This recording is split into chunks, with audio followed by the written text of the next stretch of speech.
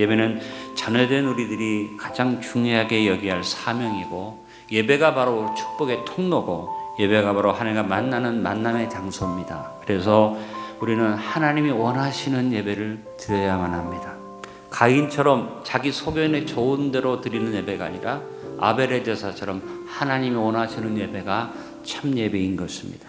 이스라엘 왕 여호와스의 아들 여로보암 2세가 왕이 되었을 때 주전 790년경이었습니다.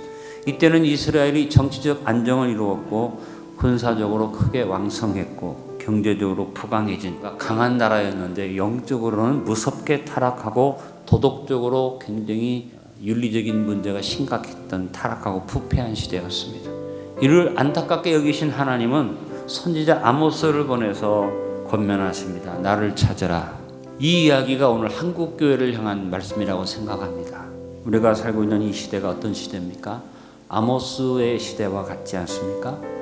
아모스를 통해서 이스라엘에게 주어졌던 하나님의 안타까운 경고의 메시지가 바로 하나님을 잘 섬긴다고 하는 한국교회를 향한, 그리고 뭔가 나름대로는 잘 살고 있다고 생각하는 대한민국을 향한 메시지가 아니겠습니까? 이 시대에 우리에게 주어진 하나님의 경고를 우리는 심각하게 받아야만 합니다. 먼저 하나님을 바르게 찾으라고 경고하고 계십니다. 하나님을 찾는다는 건 뭡니까? 당연히 하나님의 전을 찾아서 하나님 앞에 나가서 예배드리는 것이 찾는 것이라고 생각하는데, 그런데 그런 이스라엘 백성들에게 하나님이 선지자를 보내가지고 나를 찾아라. 왜? 하나님께 예배드리고 있는데, 하나님을 섬기는 선민의 자부심을 가지고 있는데 왜 나를 찾으라고 하실까? 이것은 바로 하나님을 바르게 찾지 못한 이스라엘을 향한 하나님의 경고입니다. 하나님이 계시하신 말씀대로 하나님을 찾지 아니하고 자기 욕심과 생각대로 하나님을 찾는 것이 우상 숭배입니다.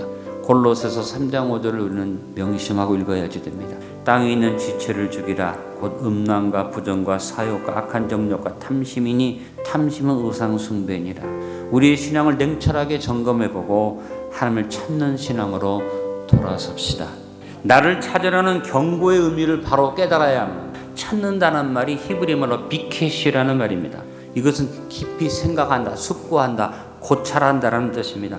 하나님을 찾으라. 이것은 일방적으로 예배만 드리고 찬송 부르고 기도하고 가지 말고 내 뜻을 깊이 생각하고 고찰해라, 이런 말입니다. 가장 중요한 건 예배를 통해 주신 말씀들을 비퀴시하자. 진정한 예배는 비퀴시다. 하나님의 뜻을 고찰하는 것이다. 무엇일까? 마음에 새기는 것이다. 이것이 우리에게 필요합니다. 하나님 앞에 선 나 자신을 깊이 돌아보고 성찰하는 삶의 태도가 여러분이 있기를 간절히 바랍니다. 하나님을 바르게 찾는 일을 방해하는 거짓 예배의 모습을 청산하자는 것입니다. 무엇보다 먼저 참된 예배를 드리기 위해서 하나님을 찾지만 베델을 찾지 말라. 사실 베델은 이름 뜻만 하면 좋은 이름이에요. 하나님의 집이라는 뜻을 가지고 있습니다. 야곱이 고향을 떠나서 가다가 베델이라는 곳에 이르러서 돌베개 베고 자다가 거기서 환상을 보고 그 지역 이름을 베델로 지었죠. 그래서 창세기 31장 13절에서는 하나님이 야곱에게 나는 베델의 하나님이라고 말씀하셨습니다. 그렇다면 베델은 좋은 뜻인데 왜 베델을 찾지 말라고 했을까? 남왕국과 북왕국이 갈라지면서 여로보암 왕이 베델에다가 금송아지를 만들고 예루살렘에 올라가지 않아도 너희가 이 베델에서 예배드려도 충분히 하나님을 섬길 수 있다고 하면서 우상 숭배를 조장을 했습니다. 하나님을 찾는다고 그러는데 하나님의 전에 올라와서도 하나님을 찾지 아니하고 우상을 섬기듯이 하나님을 핑계로 다른 것을 섬긴다면 그것이 베델이라는 것입니다. 기복적 미신적 신앙에 대한 경고입니다. 우리들의 예배에서 하나님이 이루신 가장 중요한 이야기, 죽음의 이야기. 죽음 이야기는 사실 죄를 지었기 때문에 죽음이 온 것인데, 하나님은 죄로 인해 죽는 우리를 예수님이 이 땅에 보내셔서 죽음 얘기를 통해서 우리를 살리셔서 예수님의 죽음 때문에 우리가 대속의 은혜를 입었고 구속의 은혜를 입었고 하나님의 은혜와 사랑 안에서 용서를 얻고 부활의 소망을 갖게 됐지 않습니까? 우리 예배에서 이 죽음 얘기가 나와야 되고 그 다음에 영생 이야기가 나와야 되고 하나님의 사랑 이야기가 나와야 하는데 이런 얘기가 싹 빠진 예배. 그래서 그냥 사람의 축복과 응답만 얘기하는 예배가 되면 안 되겠다. 참된 예배를 드리기 위해서 하나님을 찾는데 길갈로 들어서지 말아야겠다. 길갈은 당시 여리고 동편의 도시로서 종교와 군사, 정치의 중심지, 새로운 신도시였어요. 오절에 길갈로 들어가지 말라 그러는데 들어가지 말라는 단어의 헬라 원어는 에스포리스테, 길갈과 타협하지 말고 화목하지 말고 야합하지 말아라, 그런 말입니다.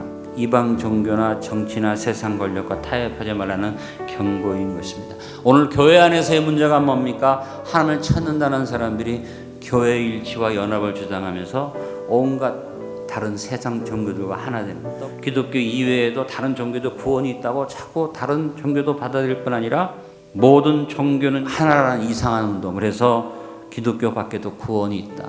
여기는 길갈로 우리가 타협하면 안 됩니다. 세속적 신앙에 물들어서 우리의 신앙의 중심을 팔아먹는 일을 해서는 안 된다. 우리가 길갈과 타협하면, 세상의 세속적인 거 타협하면 문제가 되죠. 오늘 참된 예배를 드리고 삶을 살 때 브엘세바로 나가지 말라 그랬어요. 브엘세바는 우물 셈입니다. 브엘세바로 나가지 말라, 이 말은 세상적인 것에 도취되어져서 디아바의 넷에 확신하고 있는 것을 본 척만 척하고 욕심에 끌려가지 말라, 유혹을 따라가지 말라는 의미가 바로 브엘세바로 가지 말라는 얘기입니다. 하나님의 뜻이 아닌 것을 분명히 알아요. 하나님이 기뻐하지 않는 것을 분명히 알아요. 세상 정욕이 이끌려서 거기 유혹을 느끼고 가면 안 된다. 말씀이 결론을 맺습니다. 우리들의 예배에서 하나님이 이루신 죽음의 이야기, 예수 그리스도의 영생의 이야기, 그리고 하나님의 사랑 이야기인 긍휼과 인애와 자비와 반전의 섭리에 대한 감사가 빠진 예배는 진정한 예배가 될 수 없습니다. 기복적 자세로 배대를 찾지 맙시다. 세상과 야합하는 길갈로 들어가지 맙시다. 유혹에 넘어가 탐욕에 빠지는 브엘세바로 나가지 맙시다. 오직 하나님만을 진실되게 찾음으로써 하나님의 뜻을 비키시 하며 실천하는 하나님의 자녀들이 되는 참된 예배자의 삶을 누리시기를 간절히 축원합니다.